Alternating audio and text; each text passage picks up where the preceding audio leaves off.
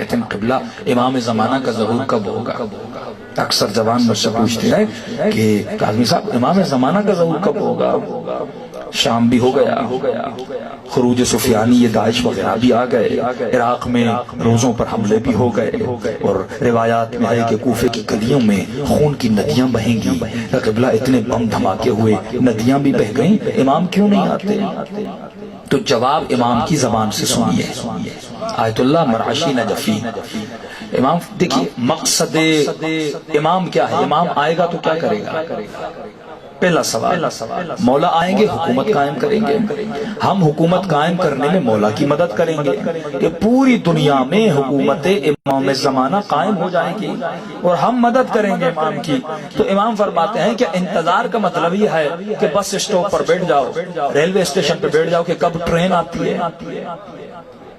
ہم انتظار اسی طرح کر رہے ہیں، انتظار میں ہے کہ مولا کی ٹرین کب آتی ہے، یہ بس کب آتی ہے، ہم چڑھیں اور امام کا ظہور۔ فرمایا نہیں، فرمایا مقصد ظہور امام ہے حکومت امام، مولا کی حکومت قائم ہو جائے۔ اب یہ بتاؤ کہ تو نے امام کی حکومت کتنی قائم کی؟ تو آپ سوال کریں گے قبلہ میرے پاس وسائل نہیں، میں یہاں حکومت قائم کر نہیں سکتا، تو مولا کی حکومت کیسے قائم کروں؟ تو مولا فرماتے جو جو چیز تیرے اختیار میں ہے اس پر میری حکومت کو قائم کر۔ اب میں آپ سے یہ پوچھوں گا آپ کے اختیار میں کیا ہے؟ یہ آنکھیں میرے اختیار میں ہیں کہ نہیں؟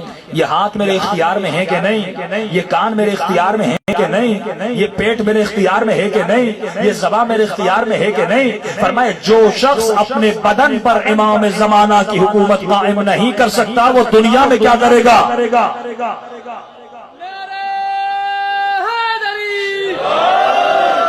جس جوان کی زبان اس کے کنٹرول میں نہیں، جس جوان کی آنکھیں اس کے کنٹرول میں نہیں۔ آج ایمان کو پرکھنا بہت آسان ہے، ہر انسان کے جیب میں موبائل ہے، یہ موبائل اس کے ایمان کی علامت ہے۔